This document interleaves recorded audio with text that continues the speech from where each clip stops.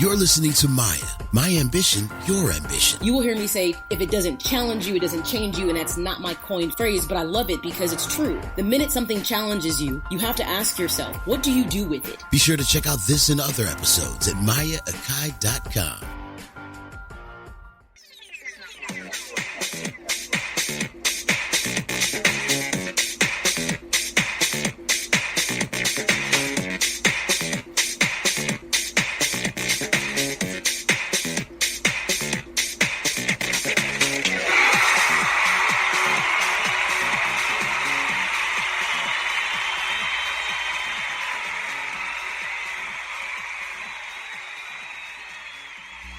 Namaste, everyone. Welcome to another episode, in fact, episode 7 of M.A.Y.A. My Ambition, Your Ambition. And normally, what I've been doing up with the previous podcast is recording them and then posting them. And I decided that, you know something, there's something about being live and in the moment you just connect with people better. So I decided, you know what? It's not like I don't do radio and I don't know what it means to do a live show. So I figured, you know something? I'm going to commit to always doing the show on Thursdays around 6 o'clock or 6:30. And then, you know what? I can be more connected with people, and being more consistent is important. So this is episode 7, and opposed to being recorded, it's actually live. So hopefully at this point you're familiar with M.A.Y.A.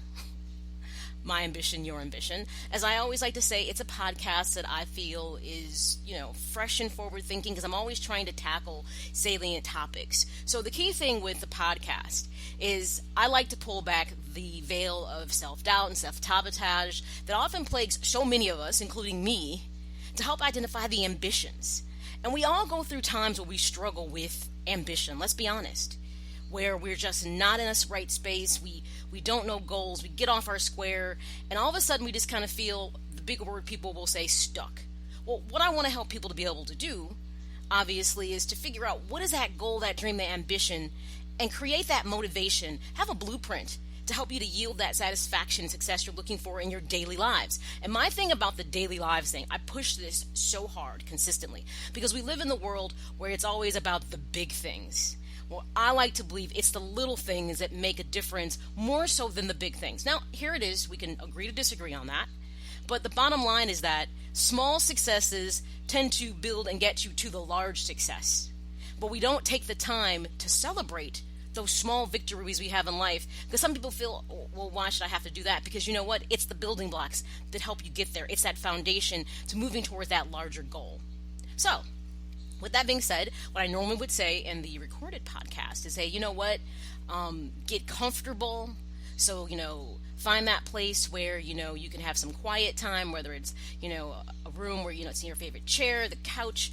I would often say grab your beverage of choice, whether, it's, coffee or tea, beer, wine. It is 6:30, so it is totally appropriate to be having a drink at this time, no matter where you are in the country. That might be different depending upon where you're at in the world. But either way, and just get comfortable so you can get ready to engage in the conversation with me. It also allows you, it's the first time I've done it this way, but you can put in comments and I can read what you say and things of that nature and get your feedback live as the show is going.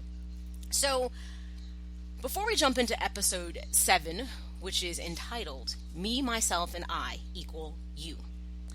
I always walk people back a couple episodes because starting at 4, there's a ribbon that ties these episodes together. So I always encourage people that you don't have to go back and listen to the very first episode, though I would encourage you to. I think you could get a little bit of something from each one. And remember, you can always find past episodes at MAYAAkai.com. Or if you happen to be a person that just has a podcast destination that you prefer, okay, that's good. You can go to iTunes, Google, or iHeartRadio podcast and download M.A.Y.A. there and listen via that way. So whichever way works for you, you can catch up in those past episodes. But I will say a little bit about starting with 4 to kind of show how these things all stack up, because that's the point of this. It's those individual episodes that lend to where we're trying to get to with episode 7, which again I said is entitled, Me, Myself, and I Equal You. So episode 4 which was actually entitled Me, Myself, and I. And it was about your entourage, your personal entourage. It's about you. We started out with saying those 4 relationship realms that exist. That personal relationship realm, that's you, with the relationship you have with yourself. There's a private realm, that relationship you have with your significant other, your children, your siblings, your parents, things like that. Then there's that professional relationship realm, relationships you have at work that have value to you. And then that's that pervasive relationship realm. Remember, I love alliteration, so there's 3 P's there. And those pervasive relationships they have a meaning and a purpose in your life. They're just a bit different and don't quite fit into the others. So they have a unique spot for themselves. So with that, I said we need to lay the foundation in this personal relationship realm first before we talk about anything else. Because one of the things I said in episode 6 is if you don't have a relationship with yourself, the chances of you having successful relationships with others is going to be greatly diminished, or always going to be complicated or challenging in some way. And we all know, we often don't like to pull back that veil and look at ourselves, that person in the mirror, and be honest with what we see, because it's hard. And there's a couple different things in those episodes that we talk about. So episode 4 said, you know what? Sometimes we don't realize how we are or why we are. And not to get all Freudian on people, but I talked about attachment styles in episode 4, which is like secure, anxious, dismissive, and avoidant. And it's based on those descriptions. It'll tell you a lot about kind of how you feel in regards to interacting with other people, what your comfort level is interacting with other people, where your comfort level is with yourself. And it's ultimately rooted in the fact of how you were pretty much raised as a child, whoever your caregiver was, influenced and impacted your attachment style. Now, does that mean that somewhere down the road that you couldn't have shifted and changed? Of course. If you had insight early on to realize that there maybe was something that was disconnecting with you. But a lot of people kind of live their lives in this silo of not realizing that, for instance, I identified that I was a secure attachment style, which is I had loving and nurturing parents that were very supportive. They would go forth into the world and learn some things. And when I failed, and by the way, they would allow me to fail. We talked about why it was a failure, how to do it better, and I bet you don't want to feel like that again. But the one thing about me, it means I'm secure in my relationships with most people. I feel comfortable with people leaning into me. But the one place I become exactly not congruent with the secure attachment style is that I don't necessarily feel comfortable leaning into others. And that would be the thing for me that's complicated. So I realize that's the one element of my attachment style that I'm actually not 100% with. But the minute I realized that, I began working on it. But overall, I'm confident in who I am as a person. I feel good in my relationships, generally speaking at work. And that does not mean I have not had poor relationships, because again, I do not live in a silo. So interacting with other people obviously will affect both sides of the relationship, how you see it, how they see it, and then here it goes, what's really going on. Let me just say that.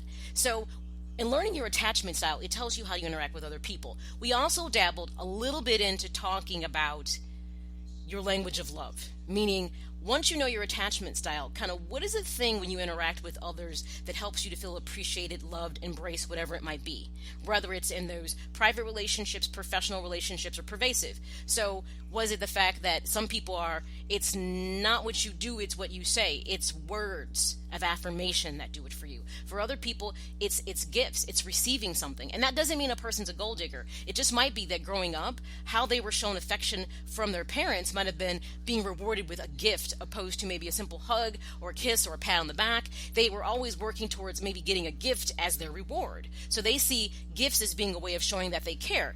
I see this a lot with young kids.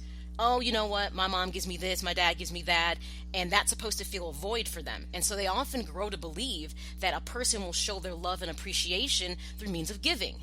Then there is it's not what you say, it's what you do that really matters, which is pretty straightforward. And then there's other people who it's more the physical touch. Now, mind you, what's interesting about languages of love, there might be a slight combination, but you tend to be dominant in one more so than the other. And the thing about attachment styles is you're usually pretty true to attachment style. There may be something in there that doesn't exactly match up because maybe an experience has changed or you've grown or didn't know, but you tend to fall within one of those brackets. So that was episode 4, worthy of exploring. Episode 5 stepped you up a little bit further and got into it was called the window to the world of you.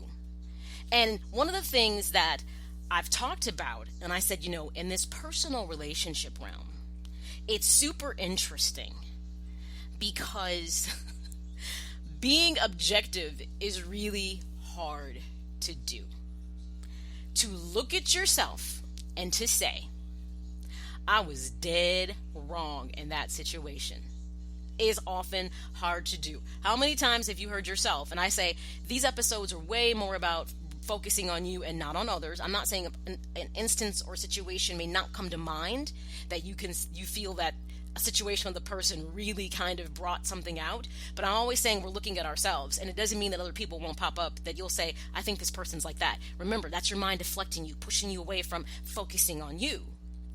But the key thing is that the biggest growth point you will ever have in this process is learning how to make that migration, which sometimes can be a very slow process of being purely subjective, meaning seeing everything from your point of view and having no insight into maybe how someone else sees it, and being able to step back and be objective, which I'll say it now and I'll say it again a bit later. Being objective does not mean that you're not in touch with yourself. You're allowed to be in your feelings initially in a situation. It's what you do with being in your feelings afterward that makes a difference. Can you step back and say, okay, my response to that was because of this, but I have to understand maybe this happened because of this. It's being able to see outside yourself with what else might be impacting the situation that might be affecting the outcome that in turn has impacted you.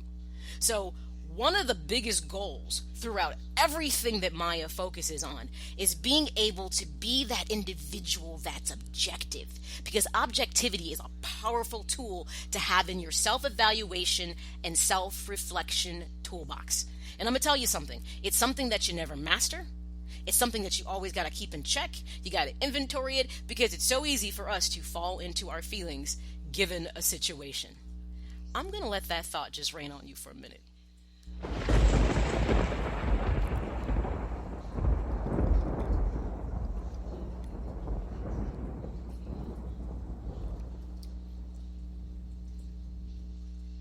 Okay, that was also a time for me to take actually a little sip of my coffee. So it was my little coffee break there for a second. But no, I do think that's a really important thing to reflect on, is that everything that you're working on right now does not mean that you're necessarily always going to master it. We can take 2 steps forward to take a step back. It's human. But the thing is, do you realize when you start backtreading, when you're moving backwards? Can you identify it? And when you identify it, can you stop yourself and say, why am I taking steps backwards in this situation? What's really going on here? Why am I changing my trajectory? What's influencing me to do this? Because remember, one of the things that's kind of talked about in each episode is that part of human nature at the core is that we are very emotional creatures. And some people are more emotional than others. Some people's emotion is high level, some people's emotion is low level. It just depends on the person. But just know that emotion often drives your behavior, and what drives your emotion? Your thought or idea or perception of something. And we often have a lot of preconceived notions about a lot of things, and a lot of it's based on experience of being immersed in something, whether you watched it happen or whether it happened to you.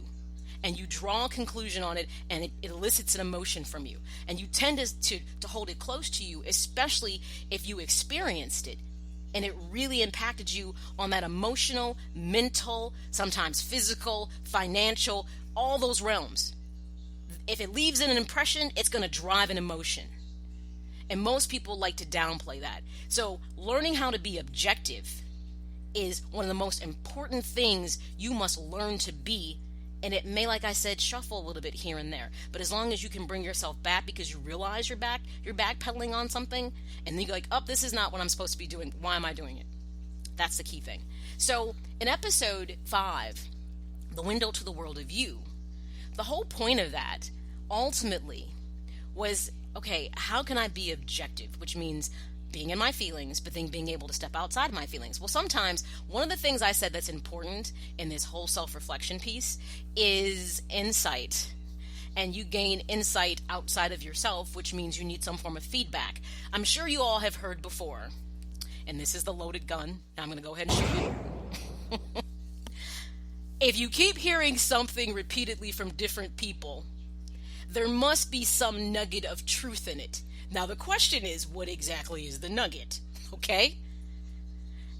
This is where objectivity becomes the most important thing that you can rely on to help you figure something out. So if you keep hearing from people, just give a random example. You really have an attitude. And you're like, excuse me? What do you mean I have an attitude? So we're in a situation, you offended me, I'm telling you how I feel, so now I have an attitude? But the thing is, if you've heard that repeatedly from people, you have to step back and say, I don't feel I'm a person with attitude. I feel like I express myself. This is where perception comes in. And what episode 5 did, and it took a brave person to do it, is I gave you a feedback test you could use, because feedback from others can help you to understand if you are congruent emotionally, mentally, physically, financially. It can help you know if you're congruent or not by seeing how other people perceive you to be. Now, mind you, it doesn't mean that their perception is 100% right. It's what they think they're seeing in front of them based on what you're conveying. And if you're not being totally congruent and honest with who you are, then you may be projecting something different to people that isn't really you. This is where this whole self-evaluation and reflection comes in. It's like learning to be congruent in the person that you present, but you cannot be congruent unless you know who you really are. So using outside feedback is key. So I gave a tool you could use in episode 5 called Johari Window. It's been around for a while. I'm not going to get into where it comes from.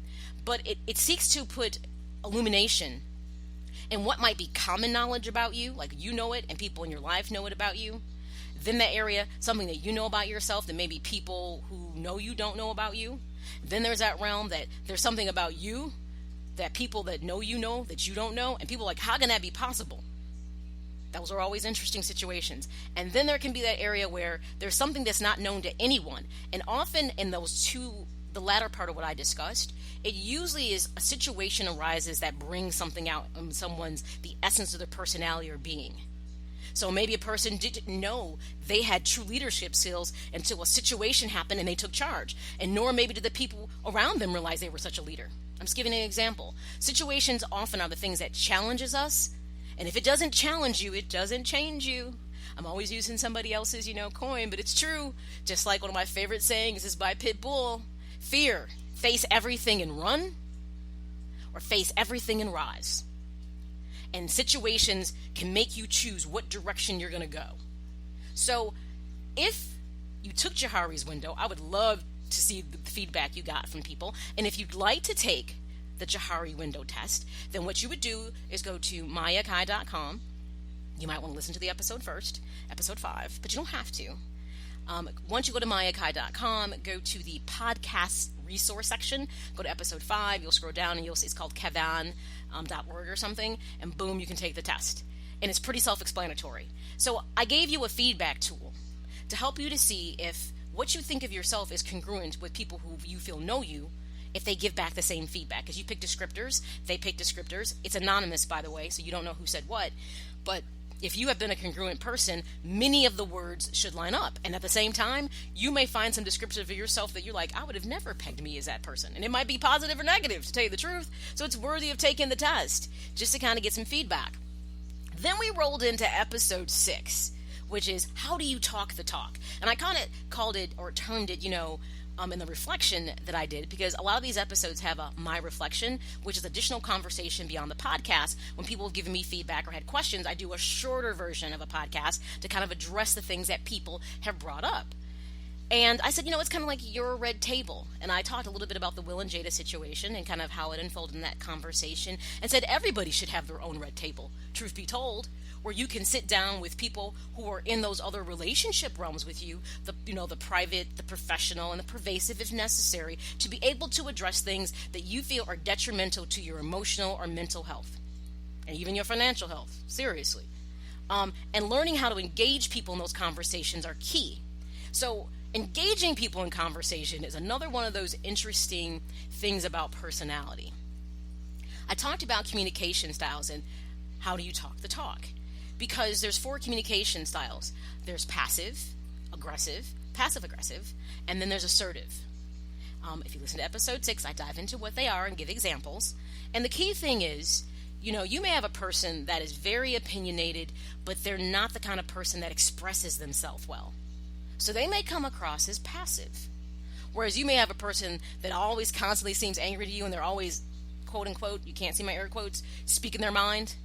Those people seem aggressive to people. But I said, what's interesting is the balance is, and what we're supposed to strive to be, is to be assertive in our conversations, to be able to put forth a message and to make sure we deliver it appropriately, that people are not just hearing you, but they're listening to you. And you do not leave them in a position where they are attempting to read between the lines. And that's something that I'm honestly going to say a lot of people don't do very well, is being able to make sure that they're delivering the message that they need to say, and that it's truly understood, and you don't leave people to say, I think what Maya was saying was this, versus, I know exactly what you meant, I heard what you said, well, now let me respond to it accordingly. That's what assertive communicators can do. And I'm going to tell you something, being an assertive communicator takes work. And even the best of assertive communicators can sometimes fall short. Because remember, often who you're talking to may make you shift your communication style, because maybe it's a very aggressive person and trying to get through to them is just not working. Some people will sometimes sit down and write notes about if it's a really important conversation they need to have with somebody to make sure they don't miss their talking points. And there's nothing wrong with that. Some people just prefer to write a letter, or sometimes to send an email, or in our current world, send a text, which I think is the worst way to communicate with people, because that's where I think people read between the lines and things get lost in translation, and you're like, why are you yelling at me? What are you talking about? I'm typing words. Never think a really salient or important conversation should ever be had in a text message. If you have something important to say, you should be able to sit down with that person and have that conversation, whether it be on a phone or whether it be in person. So your communication style says a lot about you. And I said, be mindful of this about communication styles. Aggressive and assertive can almost seem like the same thing depending on the perception of the person that's delivering the message. Often people that are motivational speakers are very fiery and they're passionate, okay? And when they're delivering this to 500 people, 1,000 people, an arena full of people, that's what people see, a fiery, passionate person. They don't see aggression. On the flip side, you take that same person, if they're not famous, let's strip that away, and that conversation's maybe been had to 1, 2, 3, or 5 people, that same conversation might seem a little bit too aggressive. So there's a lot of different things that play into communication, from body language to nonverbal, like, oh my God, did I just roll my eyes? Things like that. They play into your communication styles and how people perceive. So if you're looking at somebody and your arms are crossed and you have very little expression in your face and you're agreeing with them, like, okay.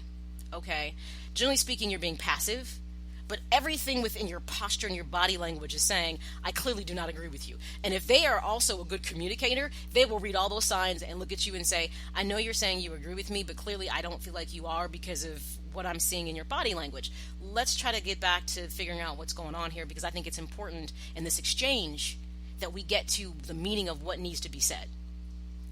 That's being assertive. It doesn't mean that you just get your message across. It means you also are able to see what other people's communication style is, and to know if it's being congruent and making sense in the conversation, or if they're just agreeing with you for the sake of agreeing with you. But some people just want to be heard. It doesn't mean that they necessarily care if someone really truly understood their message. So episode 6 does a good job of diving into that, so to speak.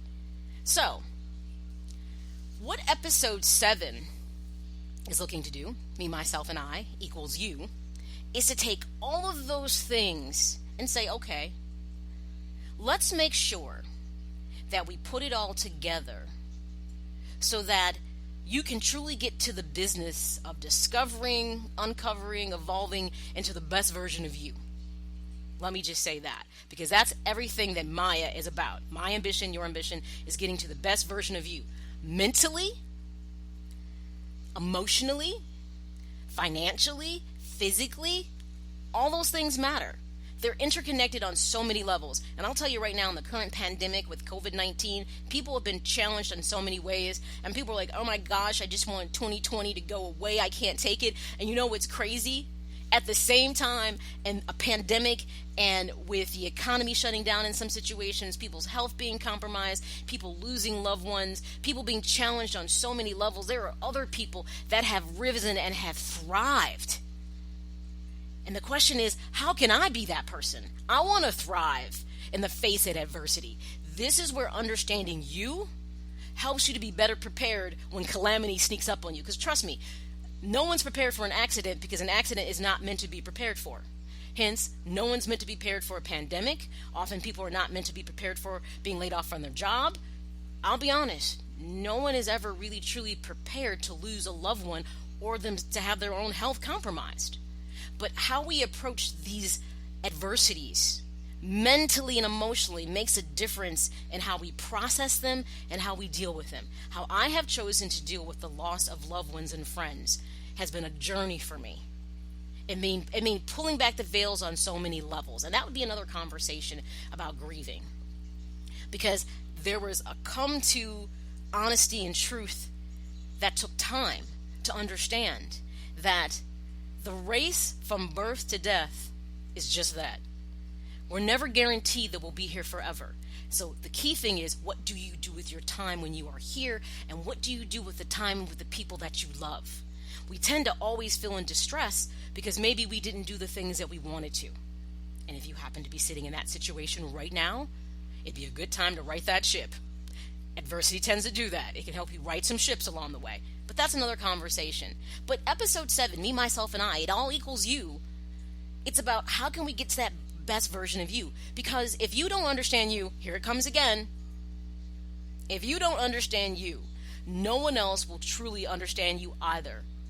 And the outcomes of most of your relationships will either be missing, lacking, something. And here comes one where it's going to rain again. It's going to be missing or lacking something that you need, want, or more importantly, the thing that usually gets us into entanglements, desire. Let that rain on you.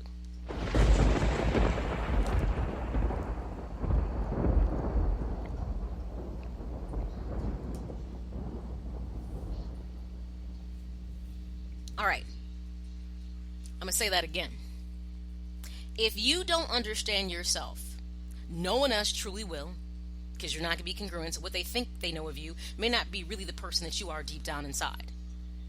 And the outcome of most of your relationships, whether it's in your private relationships with significant others, children, parents, siblings, whether it's in your work environment and those pervasive relationships, the outcomes in most of those relationships will be missing or lacking something that you either need, want, or desire. Think about that. But let's be honest, getting up close and personal with ourselves can be real uncomfortable. So ask yourself, can you do the hard work and the heavy lifting to be the best version of yourself? It'd be the most important work you've ever done in your entire life. And I'm a constant work in progress. 2020 has not been a great year for me, but on the same time, I'm going to give it a 50-50. Because we're more than 6 months in, and a lot of really crazy relationship dynamics with friends happened for me this year. But it also illuminated so much more about myself and gave me new challenges. On the flip side, I started working out and I've lost weight and I feel so much more connected with myself and understanding emotions that for a long time I put back on the back burner, especially dealing with my own depression from situations that I was in. So for me, the discovery in 2020 has been amazing. And I just said to my friend just this morning in a simple text message we were having, I said, I'm blowing 2020 off the doors for the rest of the year. I'm not letting this pandemic, I'm not letting the change of the norm make me feel like the rest of my year is going to go for naught. Because I've got 6 more months that I can accomplish amazing things for myself in the spite of adversity. So why should I throw in the towel just because it's complicated? So ask yourself this question again. Are you ready to do the hard work and the heavy lifting to be the best version of yourself? So, what does that entail? Well, get ready for these 3 things that I feel like you have to be set to do. 1, don't settle for good. You're all about great. 2, come as close as being an objective person as you possibly can. You'll never master it, but I want you to become extremely familiar with it and understand how it's a tool that you need to be able to employ in difficult situations, even when you feel like you're being emotionally or mentally compromised, because it can be the thing that can help you come back center, is being objective. And that might be like having a conversation with yourself. Nothing wrong with that. You may even answer, and it does not mean you're crazy. It's putting your own self in check. It's an interesting thing to be able to do. And 3, be willing to forfeit the idea that comfort, convenience, and control always have to be the key motivators in your decisions. I know, right there, somebody said, you got to be kidding me. I'm not supposed to be comfortable. I'm not supposed to be in control. And wait a minute. I'm supposed to be inconvenienced? How does this sound like something I'm trying to do? Because here's the thing, that heavy lifting and hard work to get you to having that success and happiness that you seek in your daily life means once you are able to give up feeling, I must have control of this in order for it to be fulfilling. This must make me feel comfortable for me to be able to do it, or it must be convenient for me to put my time into it, will be always things that will keep you from making all this work collectively together. So, let's start with 1. This is something I stole from a chaplain that works for M.A.Y.A Health. I work for M.A.Y.A Health, and we had a moment of silence in regards to Black Lives Matter. It seems like maybe 3 weeks, 4 weeks ago, maybe a month ago, and there was a chaplain speaking, and he said this, and I will steal a great quote from somebody, because I was like, I agree with this 100%. He said, the reason we are in the predicament we're in right now is because good is the enemy of great. And someone's like, what? Yes, good is the enemy of great. You know why? Because good allows you to say, well, I'm doing okay, I'm comfortable, I'm in control of stuff, this is convenient, it's working for me. And good is socially acceptable. As long as you're maintaining, because good is really about maintaining, truth be told, not striving to do better, to be your best version of yourself. So when you look at yourself and say, has my life kind of become stuck? Maybe it's stuck because you're too comfortable because you've been doing good. And you need to strive for great. Maybe. Everyone's situation is unique. You have to do that self-reflection piece. When you're looking for the best version of yourself, it means that you don't settle for mediocrity because society says it's okay, or it's acceptable to your family, it's acceptable to your friends. My thing is it acceptable to you? My thing is, if you're comfortable with it and you feel like it's great, then so be it. I'm not going to tell you to step off your square. But if you legitimately are not happy with where you're at, but where you're at is not necessarily the worst place to be, that probably is the problem within itself. 2, objectivity, like I said, will be the most important tool you'll have in your self-awareness and self-evaluation toolbox, because it allows you to be in your feelings about a situation, then to step back and to say, okay, this makes me feel a certain kind of way, but why would a person do that? Trying to see something from someone else's perspective is really difficult, and it requires that you also put some other things in your self-reflection and self-evaluation toolbox. And this is a toughie, because this is usually a lifetime of work. Do you have emotional intelligence? Which means, are you in touch with your emotions, and can you connect with others? Do you understand why they say they feel the way they feel? That also rolls into the conversation of empathy. Not being sympathetic to someone's cause, but to say, I can understand why this is a problem for so-and-so. I'm putting the shoe on the other foot, and you know what? I probably would feel equally as uncomfortable with that situation if I was in it. I can respect that. It's hard, especially if someone has done something disrespectful to you, to even begin to say, I understand, because it means stepping outside yourself. Or if a person reacts in a way that makes no sense to you, and I'm not talking about just someone's being just absolutely just rude and disrespectful, but my thing is, behind every action, there is a thought. Remember, there is a thought behind it. There is an emotion that elicits the behavior. So when something happens between you and another person that you find offensive, ask yourself, okay, clearly they think something. They must think I've done something, unless you know what you did. okay, that made them feel, I made them feel some kind of way, and now this is why they reacted towards me. So this is when you can be that good communicator. See how this just all kind of tied together? And say, okay, so you and I are not seeing eye to eye. Because this relationship has meaning to me, and I'm trying to always be a better person, I need to figure out what I did that made you angry. And please don't make the assumption that I should have understood because I did, and probably I wouldn't have done it. Never expect people to read your minds. Being a good communicator means making sure people understand what you want and need and desire, and stop asking them to fill in the lines for you, as people often do.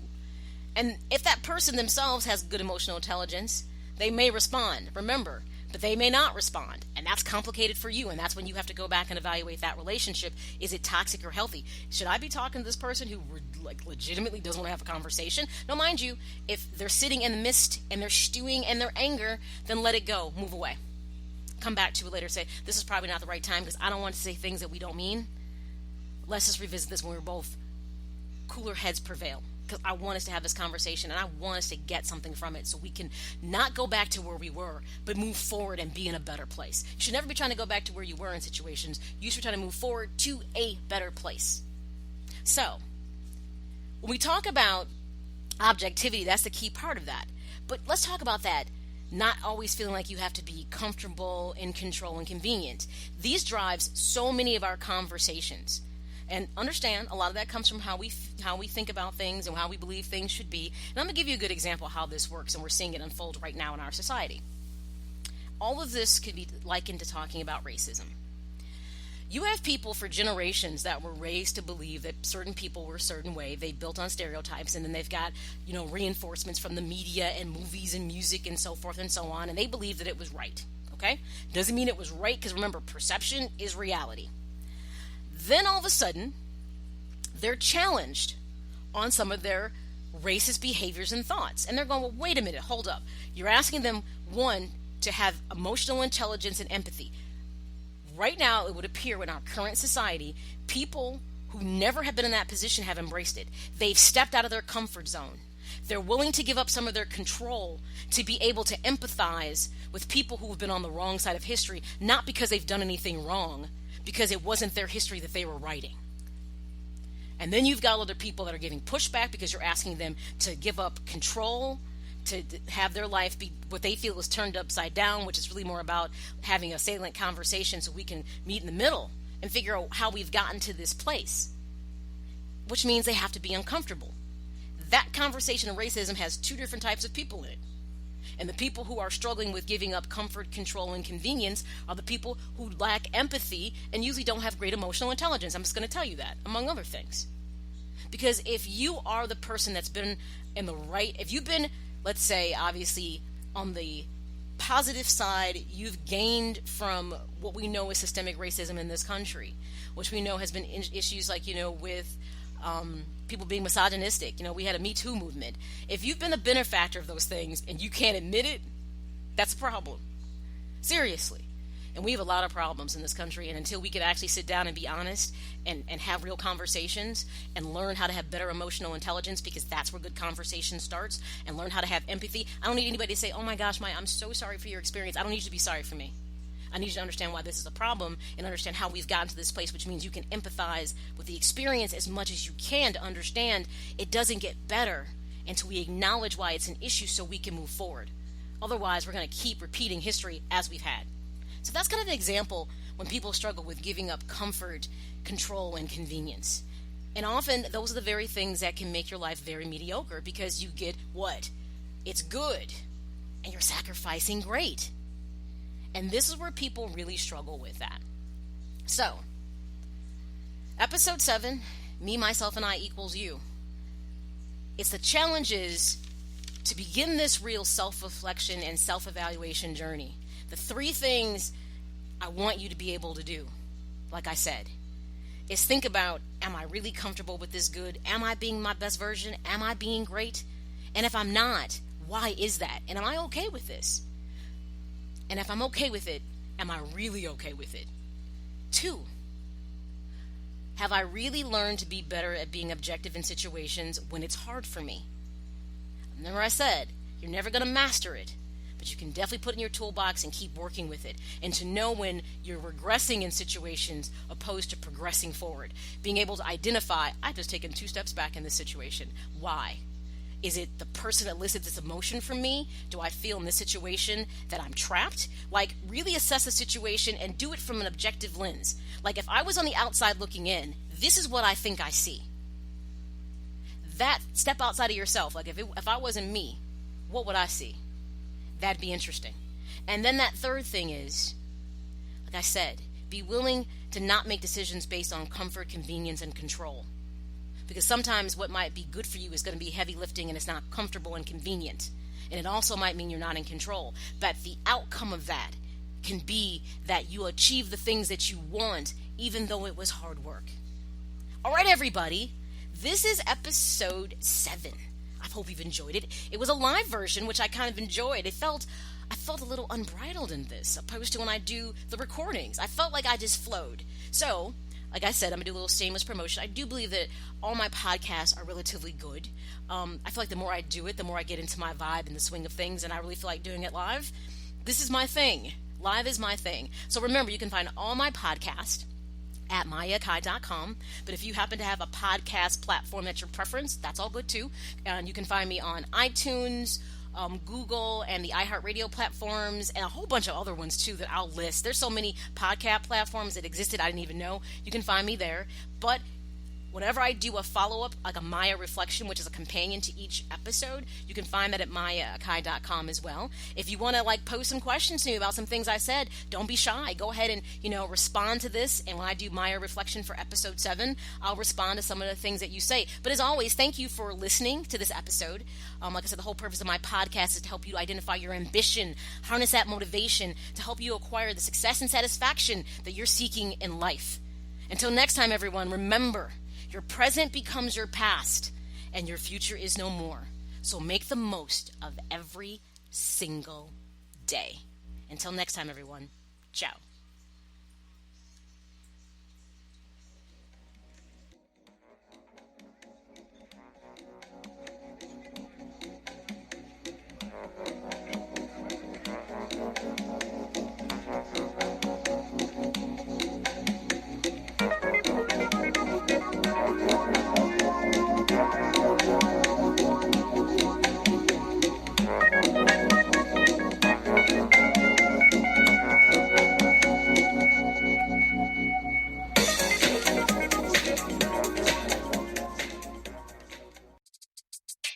Get inspired, get motivated with M.A.Y.A.